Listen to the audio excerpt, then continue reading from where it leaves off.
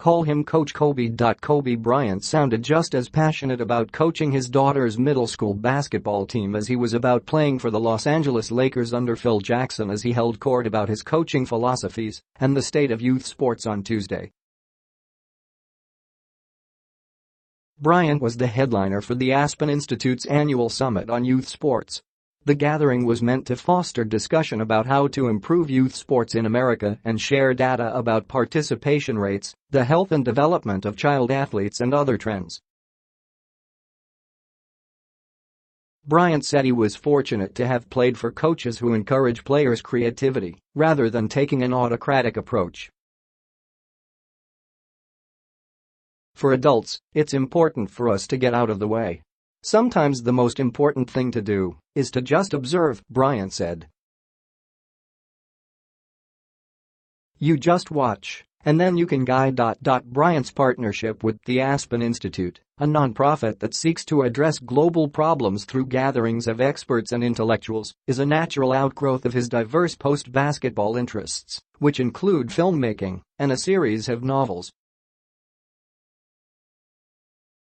Earlier this year he won an Oscar for Dear Basketball, an animated short film based on the open letter he wrote to announce his retirement from the NBA. He referenced a conversation with fantasy novelist George R.R. Martin, whose books are the basis for Game of Thrones, in explaining his coaching philosophy. He said he asked Martin why the parents of his heroes always had to die. Martin's response: they either have to die or be a part of the problem. It's a terrible analogy, but bear with me, Bryant said. As parents of young athletes and coaches, if we are constantly providing the answer for them, they will not be able to problem solve on their own.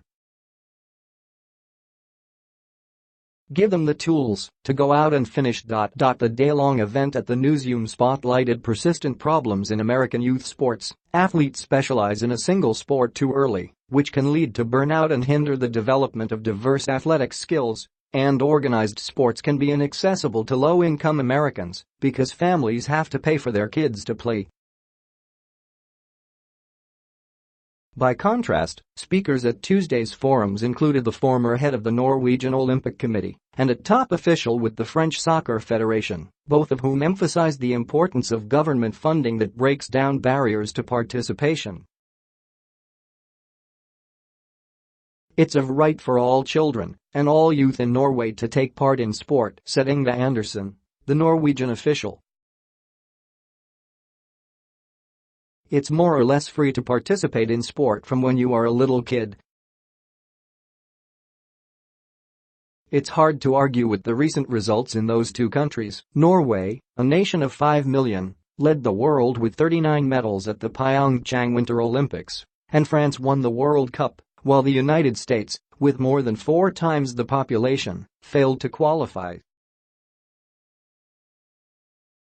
Bryant, too, was exposed to the European model of youth sports while spending much of his childhood in Italy. He said playing soccer helped him develop a better understanding of basketball's complexities because it showed him how ball movement between two players can open an opportunity for a third. Before he shared his thoughts on coaching, Bryant also hosted a panel with young athletes in which he asked them what they've learned from sports and how they cope with setbacks, including losses or injuries.